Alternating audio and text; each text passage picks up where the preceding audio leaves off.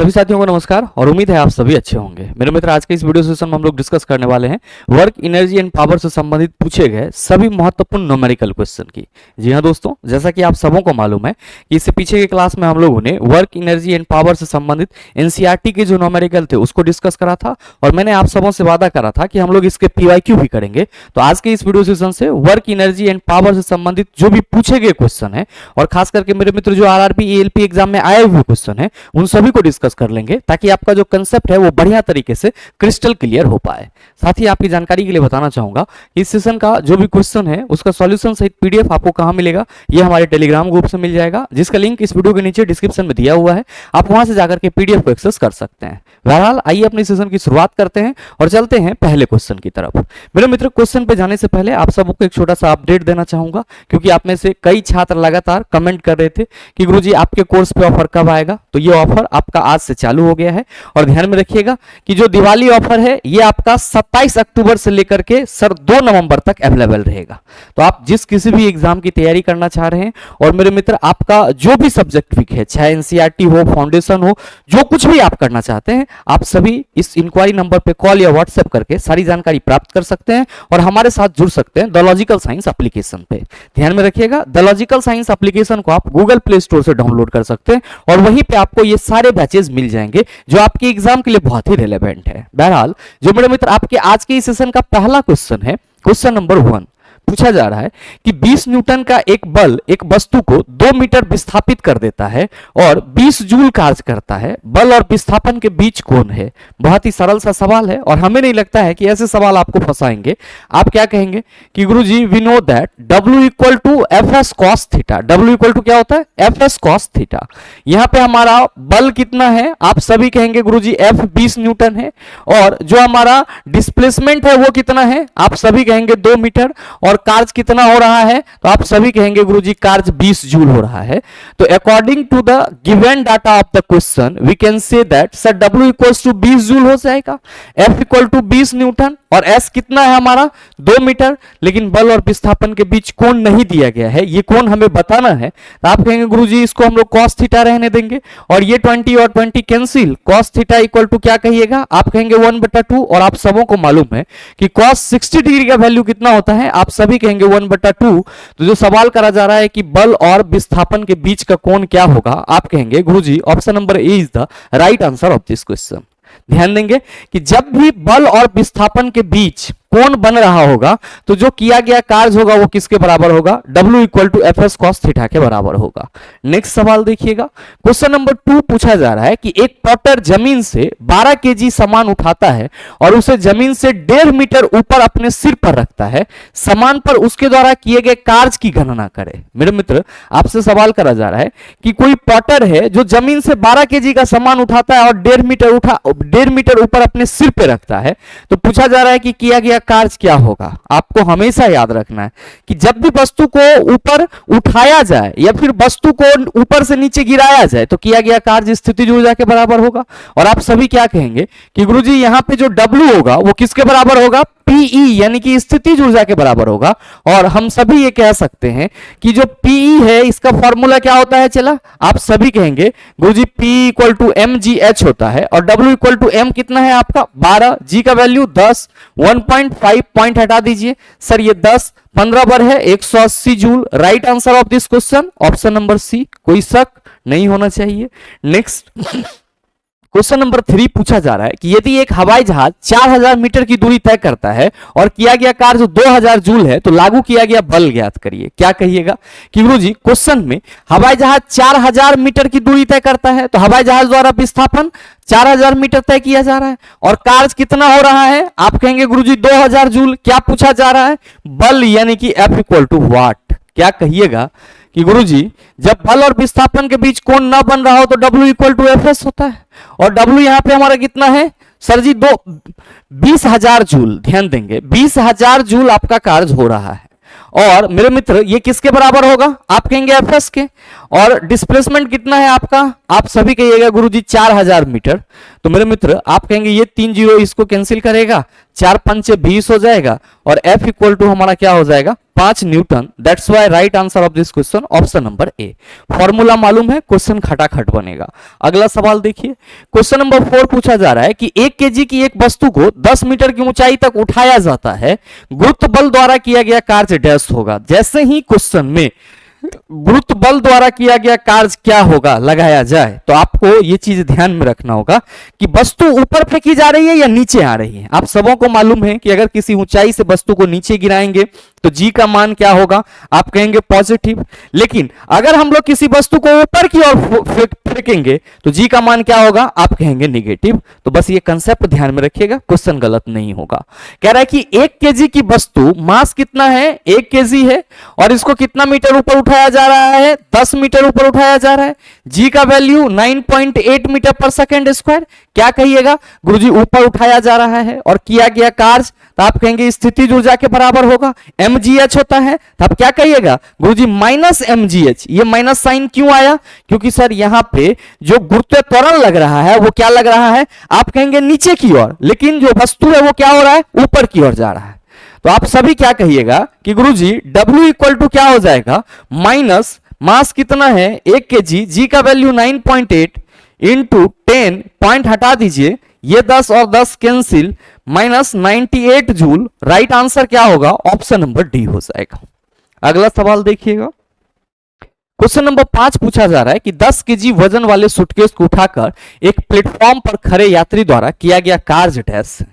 क्या कहिएगा कि गुरुजी विज्ञान के भाषा में अगर कोई व्यक्ति बोझा उठाकर खड़ा है तो उसके द्वारा किया गया कार्य होना नहीं माना जाता है। क्यों, क्योंकि क्वेश्चन के अनुसार अगर हम किसी व्यक्ति की चर्चा करें तो ये सज्जन भाई साहब क्या हैं, तो सर सूटकेस उठा करके इस प्लेटफॉर्म पे खड़ा है। क्या कहिएगा कि गुरुजी ये जो सूटकेस है इसका भार क्या हो रहा होगा, नीचे की ओर लग रहा होगा। भार क्या हो रहा होगा, नीचे की ओर लग रहा होगा, और इस व्यक्ति के द्वारा उसे ऊपर उठाया गया होगा। अब यहां पे ये खड़ा है, ये खड़ा है, भार तो नीचे की ओर लग रहा है लेकिन व्यक्ति ऊपर टाल ले एकदम खड़ा है, हिल डोल रहा ही नहीं है, यानी कि विस्थापन यहां पे हो ही नहीं रहा है, व्यक्ति खड़ा है। तो आप सभी कहेंगे कि गुरुजी चूंकि W equal to F S होता है तो जाहिर सी बात है यहां पे W इक्वल टू एस हमारा 0 हो तो F इंटू 0 हो जाएगा।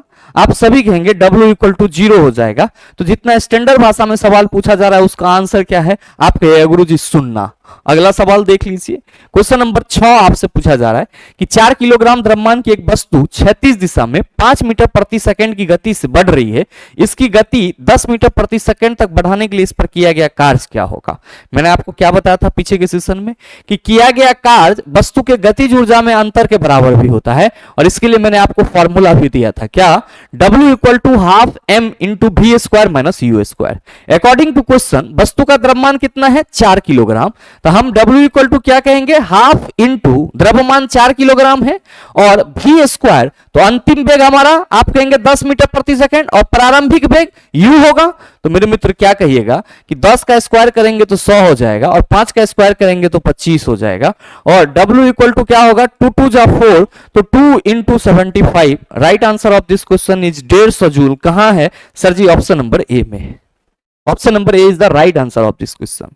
नेक्स्ट सवाल देखिए, क्वेश्चन नंबर 7 पूछा जा रहा है कि एक कुली 100 मीटर की दूरी तक 500 न्यूटन का भार उठाता है, उसके द्वारा किया गया कार्य क्या होगा। ध्यान दीजिए कि ये यहां पे कुली है और ये चल रहा है मान लीजिए प्लेटफॉर्म पे, और ये अपने सिर पे कितना न्यूटन का भार उठाए हुए हैं, तो सर 500 न्यूटन का भार उठाए हुए हैं, 500 न्यूटन का भार उठाए हुए। अब चला जी, जो बल लग रहा होगा इस उठाए हुए वस्तु के भार के वजह से वो क्या होगा, नीचे की ओर होगा, नीचे की ओर लग रहा होगा। और कुल्ली कैसे चल रहा है सर, इस रास्ते पे चल रहा है, कहां, 500 मीटर के डिस्टेंस पे। अब आप बताओ कि बल और विस्थापन के बीच का एंगल कितना है, आप कहेंगे गुरुजी 90 डिग्री। और आप सबों को मालूम है कि अगर बल और विस्थापन के बीच में 90 डिग्री हो तो cos 90 डिग्री का वैल्यू क्या होता है, 0। तो आप कहिएगा कार्य क्या हो जाएगा, 0। तो यहां पे कुली जो प्लेटफॉर्म पे चल रहा है या 500 न्यूटन का भार उठा करके, सॉरी 500 मीटर कहा जा रहा है, नहीं यहाँ पे 100 मीटर कहा जा रहा है, चला ध्यान दीजिएगा।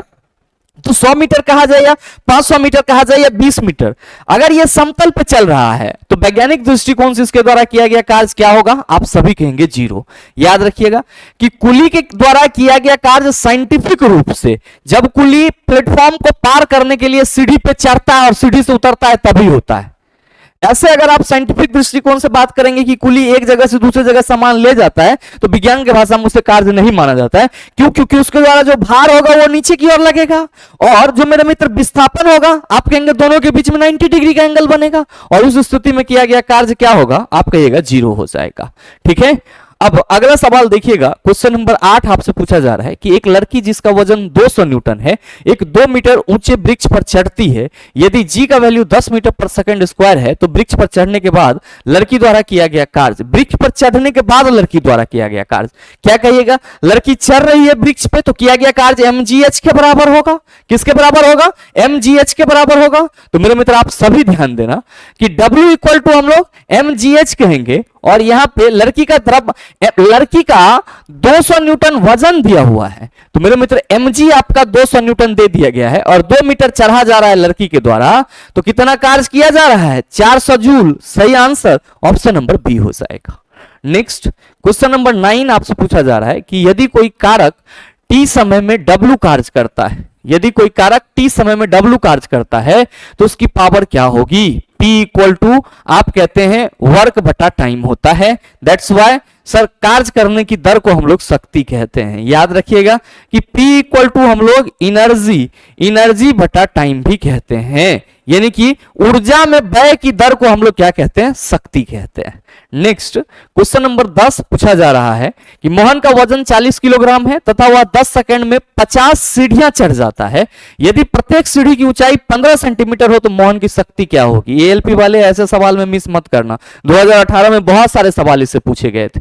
क्या कहोगे गुरुजी? आपने पीछे के सेशन में भी इसका कंसेप्ट दिया था कि मोहन जो है वो 40 सीढ़ी चढ़ रहा है और मोहन का द्रव्यमान आपके क्वेश्चन में मेंशन है कितना? 40 केजी और कितना सीढ़ी चढ़ रहा है? सर ये 50 सीढ़ी चढ़ रहा है, 50 स्टेयर्स चढ़ रहा है और प्रत्येक स्टेयर्स की ऊंचाई कितनी है? तो सर प्रत्येक स्टेयर्स की ऊंचाई 15 सेंटीमीटर है। कितना देर में चढ़ रहा है? 10 सेकंड में। मोहन बाबू की शक्ति क्या होगा? कहिएगा गुरुजी mgh बटा t होगा। कोई शक चला? आप कहिएगा बिल्कुल नहीं। m का वैल्यू 40 केजी है, रख दो चला। g का मान 10 लो। h सर ये 50 सीढ़ी है और ये 15 सेंटीमीटर प्रत्येक सीढ़ी क्या है सर? ऊंचा है तो हम कहेंगे 50 गुना 15। याद रखिएगा ये सेंटीमीटर में आएगा, एक मीटर में बदलने के लिए आप कहिएगा यहीं सर 100 से डिवाइड कर दीजिए, गुना 10 यहाँ पे t तो आप लिख लीजिए सर 10। क्या कहिएगा? ये 10 एकरा कैंसिल करेगा, ये 0 इस 0 को, ये 0 इस 0 को और मोहन बाबू की शक्ति कितनी हो जाएगी? 15 75 चौका 300 वाट। तो right answer of this question is option number C. सही आंसर क्या होगा? ऑप्शन नंबर सी हो जाएगा। अगला क्वेश्चन नंबर 11 पूछा जा रहा है कि यदि कोई लड़की 4 मिनट में 600 न्यूटन बल के साथ 20 मीटर की दूरी तय करती है तो लड़के द्वारा खपत की गई शक्ति की मात्रा कितनी है? मेरे मित्र क्वेश्चन में कहा जा रहा है कि टाइम जो है वो 4 मिनट है तो समझ जाना कि ये 240 सेकेंड हो जाएगा। कितना? 240 सेकेंड।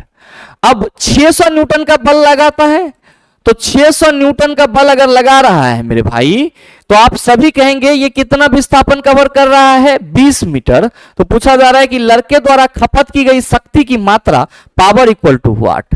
क्या पढ़े हो अभी कि गुरुजी पावर इक्वल टू होता है वर्क बटा टाइम और कार्य क्या होता है? आप कहते हैं बल गुना विस्थापन। तो W इक्वल टू हम Fs बटा टी लिख दें? आप कहेंगे बिल्कुल लिख सकते हैं।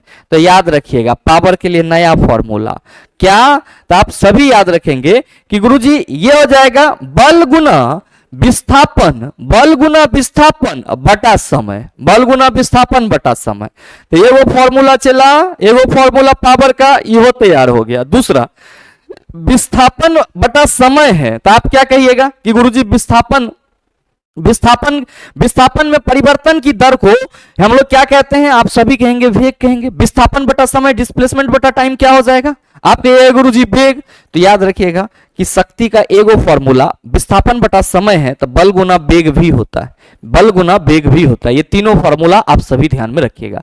बाद बाकी ये सवाल तो सर यहां से बन जाएगा, क्योंकि पावर पूछा जा रहा है और क्वेश्चन में जो आपका एफ है वो कितना है? 600 न्यूटन। एफ कितना है? 600 न्यूटन। और ये कितना चल रहा है सर? 20 मीटर। कितना समय में? तो सर टी दिया हुआ है यहाँ पे 4 मिनट, तो हम इसको कहेंगे गुरुजी 4 × 60 240 हो जाएगा। अब यहाँ पे काटने में आसानी होगी, चला 60 दाएं के 600 और 4 5 20, P = 10 5 50 वाट। देख लीजिए सही आंसर आपका ऑप्शन नंबर ए हो जाएगा। तो ये चीज तो आपका यहीं से हो जाएगा, लेकिन ये तीनों फॉर्मूला आपके एग्जाम दृष्टिकोण से बहुत ही महत्वपूर्ण है, ध्यान में रखिएगा। अगला क्वेश्चन नंबर 12 पूछा जा रहा है, निम्नलिखित में से कौन सा शक्ति का सूत्र है? याद रखिएगा कि यहाँ पे P = v² बटा r होगा। ये v² नहीं, v² नीचे नहीं होगा, ऊपर होगा। P = v² r, P = vi, P = i²r। इनमें से सभी क्या कहेंगे कि गुरुजी ये सब के सब विद्युतीय शक्ति का फॉर्मूला है, इसीलिए राइट आंसर हमारा ऑप्शन नंबर सी हो जाएगा। नेक्स्ट क्वेश्चन नंबर 13 पूछा जा रहा है कि एक घर में एक माह में 9 × 10⁶ जूल 10⁶ जूल ऊर्जा की खपत हुई, इकाई में यह ऊर्जा कितनी होगी? याद रखना कि एक यूनिट ऊर्जा कितना के बराबर होता है? 1 kWh के बराबर होता है। और मेरे भाई आप सबों को मालूम है कि 1 kWh = कितना होता है? 3.6 × 10⁶ जूल होता है। और जब आप एक यूनिट इक्वल टू 1 kWh कह रहे हो और 1 kWh 3.6 × 10⁶ जूल के बराबर होता है, तो आप सभी क्या कहेंगे? गुरुजी एक यूनिट जो है वो 3.6 × 10⁶ जूल के बराबर होगी। अब सवाल आपसे ये है कि घर में 900 × 10⁶ जूल ऊर्जा की खपत हुई, इकाई में कितना होगा? टोटल ऊर्जा हमारा कितना है? 900 जूल में है। अगर हमको इसको यूनिट में बदलना होगा तो क्या करिएगा? आप सभी कहेंगे कि गुरुजी 900 गुना 10⁶ बटा 3.6 × 10⁶। ये कैंसिल और यहां से पॉइंट हटाओगे मेरे मित्र, सॉल्व करोगे, 250 यूनिट आपके इस क्वेश्चन का सही आंसर हो जाएगा। 250 यूनिट क्या हो जाएगा? सही आंसर हो जाएगा। अगला क्वेश्चन नंबर 14 पूछा जा रहा है कि यदि एक वस्तु का संवेग 3 गुना कर दिया जाए तो इसकी गतिज ऊर्जा, वस्तु के गतिज ऊर्जा और संवेग में संबंध K = P² बटा 2m होता है। और हम ये कह सकते हैं कि गुरुजी इस रिलेशन से जो गतिज ऊर्जा है वो संवेग के वर्ग के क्या होगी? समानुपाती होगी। अब अगर वस्तु के संवेग को 3 गुना बढ़ा दे तो पहले से ये संवेग के वर्ग के समानुपाती है। अब अगर संवेग हमारा क्या, अगर हम क्या करें सर, जो संवेग है उसको 3 गुना कर दें तो ये 3p का स्क्वायर हो जाएगा और K = क्या हो जाएगा? आप कहेंगे 9p², मतलब मूल मान का 9 गुना। तो सही आंसर ऑप्शन नंबर सी हो जाएगा।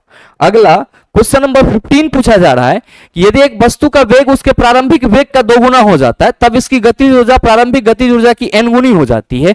n का मान क्या होगा? क्या कहिएगा कि गुरुजी चूंकि K = जो है K = ½ mv² होता है, तो अकॉर्डिंग टू क्वेश्चन वेग 2 गुना हो जा रहा है तो K' = ½ m × 2v का स्क्वायर होगा, इक्वल टू ½ m × 4v² लिख सकते हैं। इसी को हम K' = 4 × ½ mv² लिख सकते हैं। और हम K' = ½ mv² के जगह क्या कह सकते हैं? पहला K कह सकते हैं। मतलब क्या हुआ चेला? मतलब क्या हुआ कि अगर वेग 2 गुना हो रहा है तो गतिज ऊर्जा क्या हो जा रहा है? 4 गुना। तो पूछा जा रहा है कि यदि एक वस्तु का वेग उसकी प्रारंभिक वेग का 2 गुना हो जाता है तब इसकी गतिज ऊर्जा इसके प्रारंभिक गतिज ऊर्जा की कितनी गुनी हो जाएगी? आप कहेंगे 4 गुनी। तो जो n का मान होगा आप कहिएगा ऑप्शन नंबर बी होगा।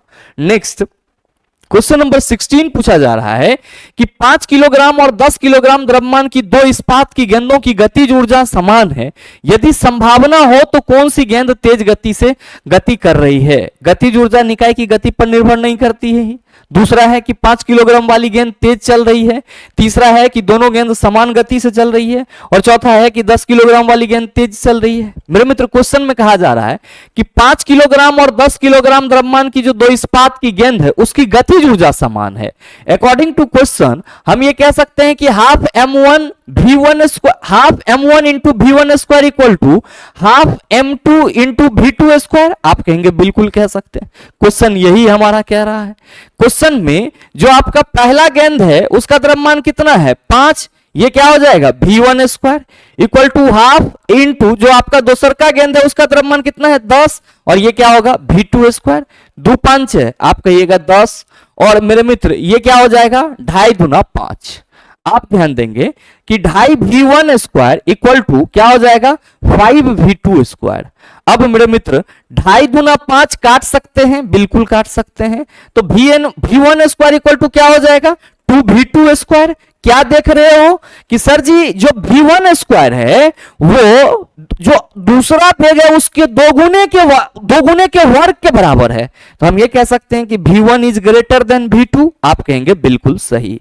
तो जो सवाल करा जा रहा है कि 5 किलोग्राम और 10 किलोग्राम द्रव्यमान की दो इस्पात की गेंदों की गतिज ऊर्जा समान है, यदि संभावना हो तो कौन सी गेंद तेज गति से गति कर रही है। आप सभी कहेंगे गुरुजी पहला द्रव्यमान वाला यानी कि 5 केजी वाला जो गेंद होगा वो क्या होगा तेजी से चल रहा है, तो सही आंसर ऑप्शन नंबर बी हो जाएगा।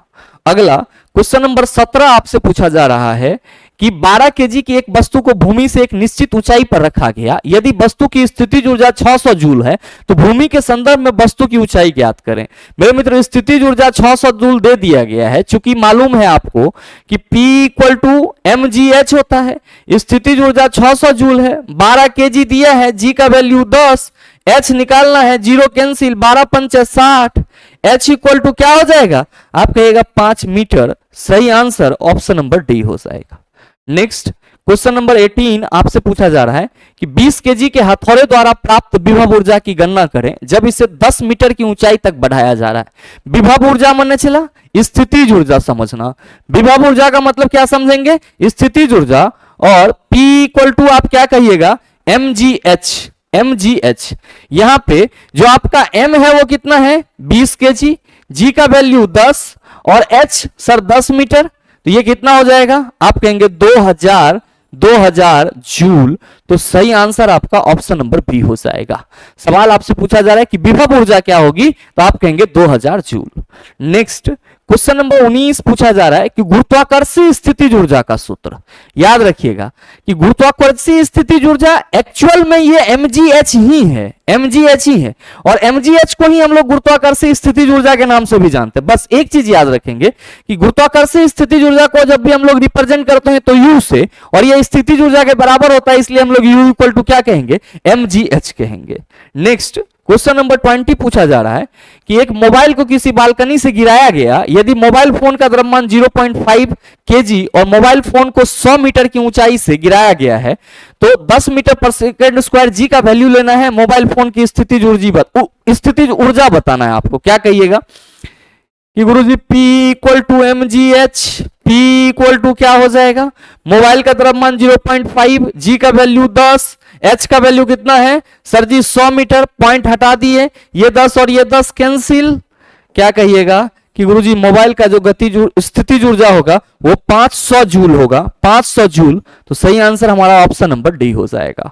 अगला सवाल क्वेश्चन नंबर 21 पूछा जा रहा है कि किसी वस्तु को ऊर्ध्वाधर ऊपर की ओर फेंका गया, यह भूमि से अधिकतम ऊंचाई h तक पहुंची, इसके ऊपर जाने के दौरान ऊंचाई h के 1/4 पर वस्तु में डैश होगी, कम स्थितिज ऊर्जा और अधिक गतिज ऊर्जा, केवल स्थितिज ऊर्जा, समान स्थितिज ऊर्जा और गतिज ऊर्जा, अधिक स्थितिज ऊर्जा और कम गतिज ऊर्जा।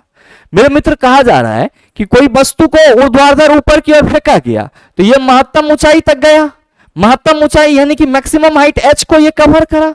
तो आपसे ये पूछा जा रहा है कि h/4 यानी कि h/4 में जो इसकी ऊर्जा रही होगी वो क्या होगी इसके ऊपर जाने के दौरान, यानी कि जब ये ऊपर जा रहा है तब ऊंचाई के चौथे हिस्सा पर जब ये होगा तब वस्तु में जो ऊर्जा होगी वो क्या होगी। क्या कहिएगा कि गुरुजी जैसे ही हम किसी भी चीज को ऊपर की ओर फेंकते हैं तो जो हम तत्काल बल लगाते हैं उससे उसका जो वेग होता है वो बढ़ा हुआ रहता है। तो सर तत्काल स्थिति में जब वो h/4 ऊंचाई पर होगा तो इसकी जो वेग होगी वो ज्यादा होगी, और इसकी सर ऊंचाई टोटल ऊंचाई का चौथाई हिस्सा है तो हम कहेंगे ये कम ऊंचाई पे है। तो जब गेंद हमारा h/4 की ऊंचाई पर होगा तो मेरे मित्र इसकी जो स्थितिज ऊर्जा होगी वो ऊंचाई कम होने की वजह से कम होगी, जबकि इसकी जो के यानी कि गतिज ऊर्जा होगी वो क्या होगी, ज्यादा होगी। तो जो सवाल करा जा रहा है कि किसी वस्तु को ऊर्ध्वाधर ऊपर की ओर फेंका गया और यह भूमि से अधिकतम ऊंचाई h तक पहुंचा, इसके ऊपर जाने के दौरान ऊंचाई h के 1/4 पर वस्तु में डैश होगी, आप कहेंगे कम स्थितिज ऊर्जा और अधिक गतिज ऊर्जा। तो सही आंसर ऑप्शन नंबर ए हो जाएगा। तो मेरे मित्र अगर आपने वर्क एनर्जी एंड पावर का 2 वीडियो, एक जो एनसीईआरटी वाला प्रॉब्लम मैंने कराया और एक जो आपने आज करा है, दोनों को ढंग से कर लिया है, तो हमें नहीं लगता है कि इस चैप्टर से कोई भी सवाल आपके एग्जाम में आ जाए तो आपको बनाने में कोई खासा परेशानी होगी। साथ ही मेरे मित्र उम्मीद करते हैं कि ये वीडियो आप सबों को अच्छा लगा होगा। अगर आपको वीडियो अच्छा लगा तो वीडियो को लाइक कीजिएगा, ज्यादा से ज्यादा अपने दोस्तों के साथ शेयर कीजिएगा, और अगर आप चैनल पर नए हैं तो सब्सक्राइब करके बेल आइकन दबा लीजिएगा ताकि इस तरह के एग्जाम रिलेवेंट वीडियो का नोटिफिकेशन सबसे पहले आपके पास पहुंचे और आप उसको सबसे पहले देख पाओ। मिलते हैं फिर अगले वीडियो सेशन में, तब तक के लिए best of luck. Thank you, have a nice day.